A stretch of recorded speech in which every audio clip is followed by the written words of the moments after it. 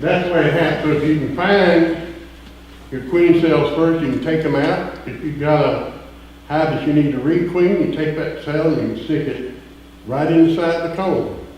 Chances are they'll accept her when she hatches out.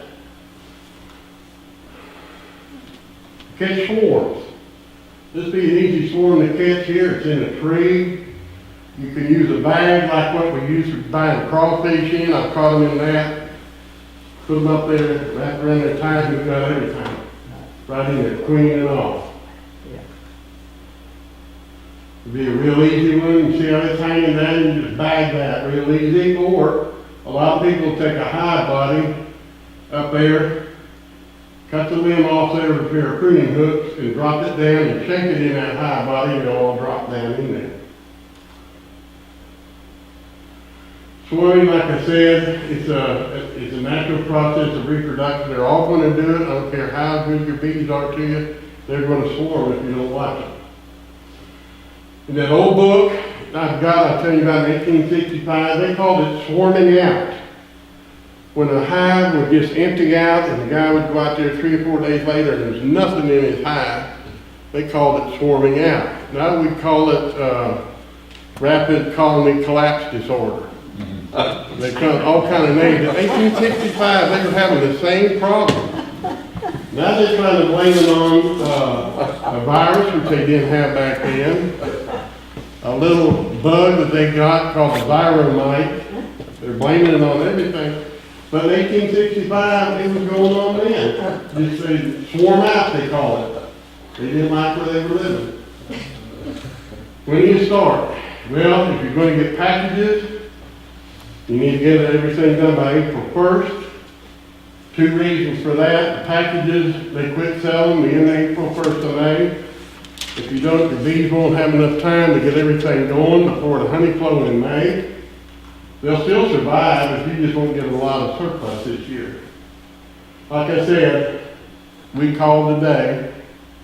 You can't get any before the 16th of April.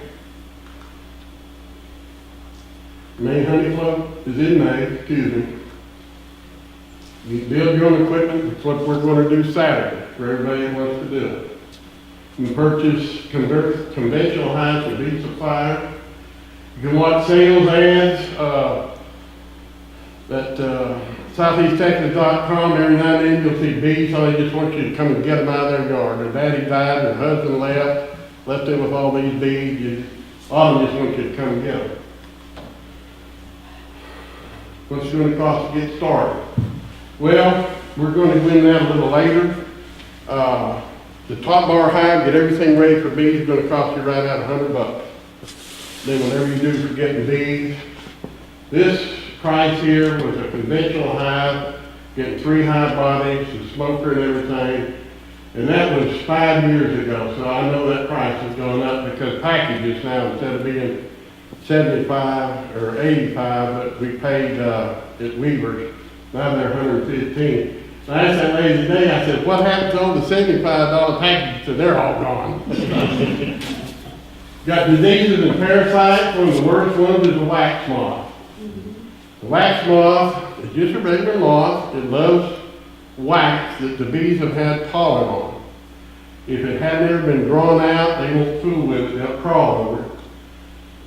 But this is what they do. They make a web. And they just completely tie up a hive where they can't anything move and the bees will just leave. Now the reason they got in there is because it was a weak colony. If you've got a strong colony, they can't get in because the bees will run them out. But they'll get in there and lay eggs and run tunnels all through your wax. If it's had honey in it or if it's been raised in broods, that's what they're after, the wax that's been tainted. I even saved some, I shouldn't say tainted, been used by the bees. I saved some wax in a tub out of a solar wax melter because when I was pulling these bees out of homes, I wound up with a bunch of wax that I couldn't use, so I melted it down. I had it in the tub down at Shangri-La in the storeroom, and they got in there and eat up, I'd say over a pound of just pure beeswax that had pollen all mixed with it. This is the moth. There's a greater and lesser. I don't know if this is both kinds, if you look in the book, I guess this might be the lesser and that's the greater. But those are the worms that lay these eggs, these black eggs, those worms. There's people that raise these for fishing bait up north. They got a name for them, I don't know what they call them right now. Name slips my mind. They actually lay wax out there that they've gotten off of beekeepers or something, and they raise these worms for fly bait. Varromites, that's something that just happened in the last 15 years or so. When I first got into beekeeping, we didn't have any varromites at all. This is a little mite, and it's real small. We're going to show a picture of a bee with some on their back. This is a mite here, and this is another one here. That's how small they are. So what they do, they get in the colony, and they get in the brood and start feeding off the brood, and the brood never matures. So slowly but surely, your colony starts going away. So you like to get in the brood. This is a drone larva. The drone is the male bee. It's the biggest cell of all of them. So what the beekeepers are doing now, they've got some wax foundation that's got the big cells in it. So the queen lays eggs according to the size of the cell. So when they put those frames in there with the big cells, she lays all drones. All the varromites go to that. They take that out, go put it in the freezer and kill them all. Put that frame back in there, and bees clean it out, start all over again, that process. These combs are green color to keep them from getting mixed up with the other ones. But they're plastic combs, permanent combs. And there's a lot of permanent comb used now for honey, other than wax. It's wax coated, permanent plastic comb, plastic frame and everything. All the commercial guys are using those because they don't tear them up when they're in the extractor.